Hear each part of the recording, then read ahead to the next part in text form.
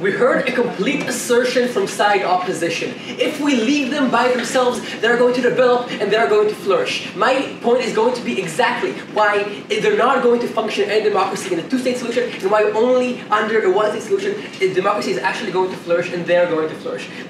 Before this, a lot of rebuttal. Great. First of all, we could have heard this idea that no, once they're independent, international law will protect them, it will make sure that they have complete freedom to do whatever they want to do. No, simply not the reality. When we look at Cuba, and we see what the United States does to Cuba, how it can blockade it and kind of prevent people from benefit, we see that that's not true. When we look at places like Syria, when we look at a lot of countries in Africa, we see that outside intervention continuously happens, especially when it comes to security risk. What does this mean? This means that it's very likely that Israel is still going to maintain its blockade on Gaza, right? Because why not? Because it can't trust them, because it's not integrated into it, and because there's no mechanism to make sure that it's actually going to work. Saying international law does not solve this problem, this thing is going to maintain. And then when they say, well, this is a very minute thing. How is this minute? How is the fact that Israel controls a lot of the water and electricity that enters into these places a small thing? The ability to live under normal conditions are essentially pretty much based on these two things, and not having these things is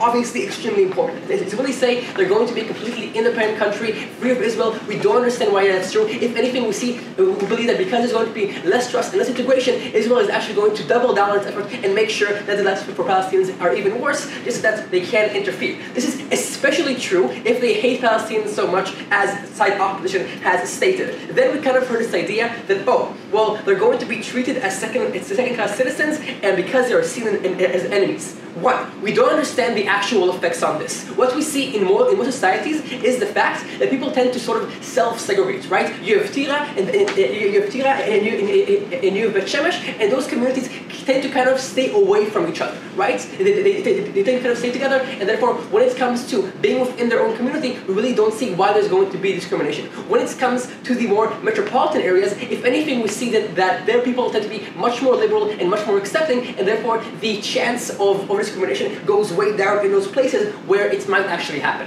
Secondly, also notice that because it's going to be Israel and the basis of the new law is going to be the Israeli law, simply because it's more developed, then obviously rules against discrimination based on race or ethnicity are going to take stand. This means that if you are being discriminated against, great, you will have a great case, you'll make a lot of money, and you will sue that racist person, and so we see no problem with this, and it's going to get solved eventually by itself. And so yes, we agree. But even if it's not true, yes, we agree in the beginning, it might be a bit icky, it might be a bit hard, it might be a bit messy, but eventually, as people integrate and live and work together, they tend to kind of calm down. We first saw that when the Irish came to the United States, they were treated as trash, right? And now they pretty much become integrated. We see that continuously in the United States, that the African American community has become much more integrated and much more accepted with those things. We have no idea why this also can't happen here. Great. Then, then we also have the idea that Israel is not going to develop the Palestinian areas. Two answers to this. First of all, notice that by the law, and if they discriminate, then they can go to court, and they can force the country to apply resources there. And secondly, also notice that Palestinians become an extremely powerful voting bloc, and therefore they simply believe that it's going to be within the politicians' interest to actually serve their interests and within this new country. Now, last point of rebuttal before I go into my point is the idea that we heard about right of return, right? Well, I get some of it. I get half of Jerusalem, right? I get zero of Lod, and I get zero of Yafo, and zero of Akko, and this is nice. No, okay? These places have an extremely emotional connection which Rachel already analyzed, and it is essential, and something which is essential within the one-state solution. Is there a condition that as a Palestinian, you deserve to go to those places? Under the two-state solution, you don't get this, and this emotional right is not fulfilled at all. Before I move on, I'll take second house. Yes. We think that two-state solution comes from peace deal, like the Trump deal. Why is it that the state will not be free?